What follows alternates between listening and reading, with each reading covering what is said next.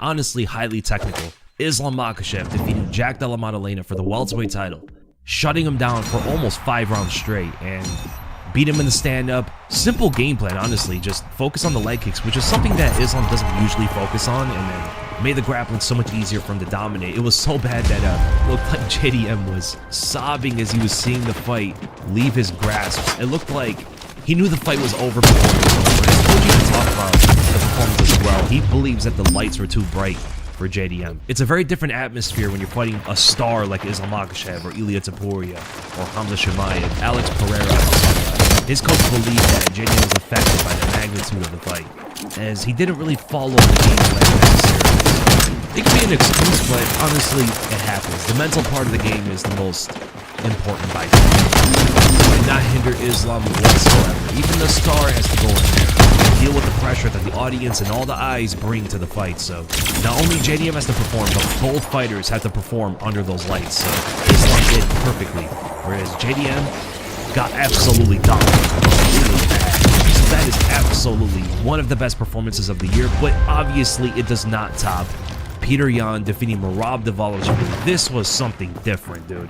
Right, JDM and Jamal Hill and Roman Dolidze and Leon Edwards, like none of these guys were as established as Merab Dvalishvili, and none of them were really counted out the way Yan was. Yan was a big underdog going into it and absolutely blew right through expectations, dominating the fight, styling on Merab and out-striking him, out-wrestling him, even landed more significant strikes, which is what Merab's game is all about. Volume, landing the most shots, getting the most takedowns. It didn't play that way for the first time in a long time. Yan was simply just too good. The technique and game plan was flawless. I mean, it took me over 30 minutes to break it down. The longest break I've ever done. And honestly, I think it even exceeds that. I think this goes further than just the best performance of the year. I think it's one of the best challenger performances in UFC history, honestly. Petr Yan absolutely deserves it more than anybody else. And we go to the fight of the year. What was the best bang for your buck?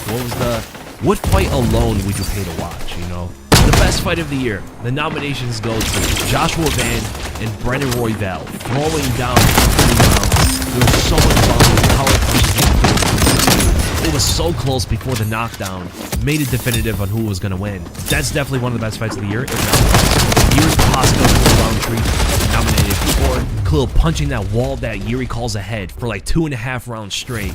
Yuri coming back in the third and crushing Khalil Roundtree under that pressure. Khalil could not thrive in that chaos.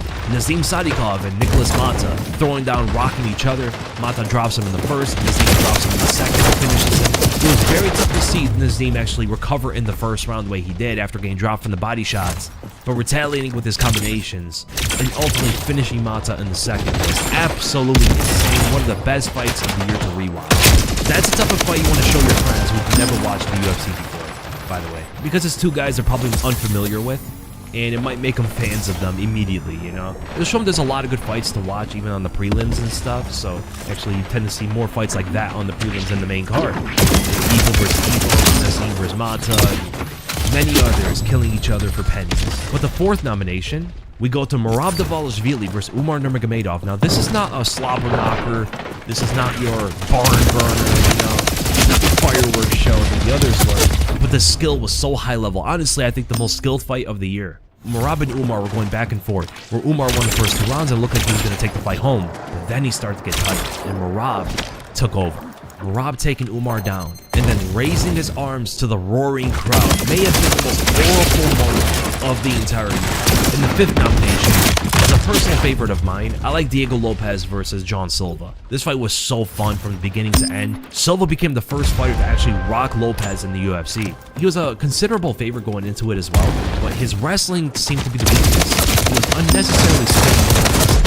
Lopez was taking advantage of that, so there were a lot of good fight tactics, especially from Lopez's side. And then he countered perfectly with a spinning elbow on the back foot, which is potentially even more difficult to pull off, opening Silva's face up completely. His head was all bumpy. It looked like the guy from Hellraiser with all the needles in his head. Pinhead, right? So I love that fight, but let's be honest, we all know what the best fight of the year was. Joshua Van versus Brendan Royval. This was insane, dude. It was technical, it was competitive. There was a knockdown. There's 2 guys standing toe-to-toe throwing down the entire time. Absolutely the best fight of 2025. And then we go to the best win of the year. The most outstanding, prolific win of 2025. The first nomination being a double champ win, where Islam Makhachev dominated and defeated the welterweight champion Jack Della Maddalena very easily as well. Another double champ moment where Ilia Topuria knocked Charles Oliveira out in the first round as he walked into the shop. Yeah, that was certainly not the best strategy, but Ilia called the shot and said that he would leave Charles lifeless in the octagon. Even Ilia told him before the fight he wished this wasn't against him. Also, one of the most horrible moments of 2025. It was a pretty definitive win for Ilia's career. Petr Yan defeating the GOAT Merab Dvalishvili, reclaiming the title after building himself along the way in what was again the best performance of the year as well. Khamzat Chimaev fulfilling the prophecy by becoming the middleweight champion everybody thought he was going to be, and absolutely dominating Dricus du Plessis. Getting over 20 minutes of control time in a 25-minute fight is an unparalleled level of domination. He made Dricus du Plessis look like he didn't belong in there with him, and the guy was the champion with title defense. And finally, Alex Pereira reclaiming his title against Magomed Ankalaev by knocking him out in the first round. One big right overhand cleansed the timeline of the light heavyweight division. A finish so trembling that it got Ali Abdelaziz scurrying to make an essay of his. But man, all of these are prolific wins, and most of them against champions, but none of it is like beating the GOAT and reclaiming your title. So Petr Yan defeating Merab Dvalishvili is absolutely the best win of 2025. JDM, Oliveira, Dricus, and Ankalaev are not on the caliber that Merab is, and Yan absolutely styled on it too. It was not a close fight, no matter how much DC tried to tell you that it was. Although I think he did retract it, to be honest. So Petr Yan gets the win of the year as well. And then we move to the Unk of the Year. The best year for a veteran that stood the test of time. And the first nomination goes to Alexander Volkanovski, who was 36 years old earlier in the year. He reclaimed the featherweight title, defeating Diego Lopez. Even though it was his only win of the year, it did essentially solidify him as the featherweight GOAT. The second nomination goes to the sometimes GOAT, Michael Johnson. 39 years old on a 3-fight win streak, but only had 1 win this year.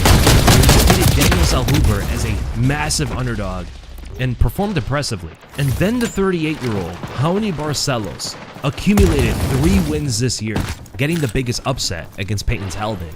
Defeated Cody Garbrandt and Ricky Simón all in a row. A lot of us thought that he was pretty much down and out, but for him to now be on a total of a 4-fight win streak spanning 2 years and deliver with such frequency is amazing. He fought once last year, but turned around with 3 wins this year. But then there's the 38-year-old Kamaru Usman, who rebounded off a 3-fight loss streak and a 1.5-year hiatus to defeat at the time promising contender Joaquin Buckley in a 5-round decision using effective wrestling. And finally, the 5th nomination is the 38-year-old Alex Pereira, who reclaimed his light heavyweight title against Magomed Ankalaev with a 1st-round knockout, the fastest win of his MMA career. And the award will have to go to, in my opinion, Raoni Barcelos as the Unk of the Year. 3 wins in a row is very difficult to do for someone who's nearly 40 and has been in MMA for quite a long time. He has the biggest upset to go with it, 3 good wins, fought the most out of all the other Unks, and he definitely deserves it.